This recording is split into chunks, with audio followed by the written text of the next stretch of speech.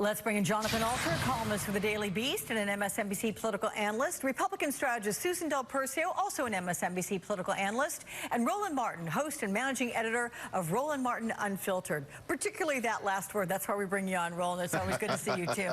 Susan, you first here. Is there a measure of substance to this moment, or do you think it's just a photo op? It is just a photo op. And what's more disturbing is how Donald Trump conflates progress and friendship.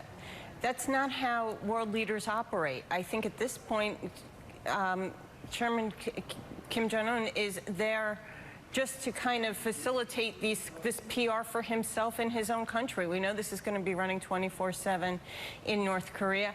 And Donald Trump has, once again, he's taken away the thunder from everything else that we'll be talking about the debate probably later on in the next segment. But he has taken this and owned the news cycle again with achieving absolutely nothing. I get that there's two sides if you should be talking to him or not, meaning Kim. Right. But it's still shocking that he would basically come out and say there's been success. Meanwhile, the two basically just met. Look, your point is well taken, Jonathan.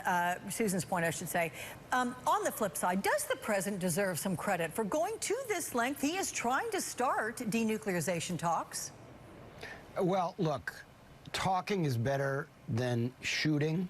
Photo bombing is better than real bombing. So, okay, fine. Let's give him credit that after almost starting a war in 2017 with all of its talk of fire and fury, he's now stepped back from the brink.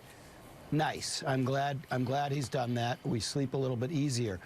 But this is not progress. It doesn't represent anything except more of a reality TV show. So we have to wait until he actually delivers something before we can, call it historic. Just because he stepped over the DMZ, and no president has done that, in 50 years. No president has been to a lot of places. So, I mean, it's a footnote in history. It's not truly historic. It would make the footnotes okay. But you have to wait and see whether it leads to something. And the idea of Kim, who has now gotten what he wanted, which is recognition, the stature that comes with being on the same stage repeatedly with the president, when he has a GDP that's, the size of a small, backward African country, he's got what he wants. Why would he now make a whole series of other concessions? What is in it for him to back down further? So I think he won't do anything to inflame the situation, but I can't really see him, limiting his nuclear weapons at this point. Roland, the president suggesting that he could host Kim Jong Un at the White House. Talk about that, both how that plays out and just the photo of that.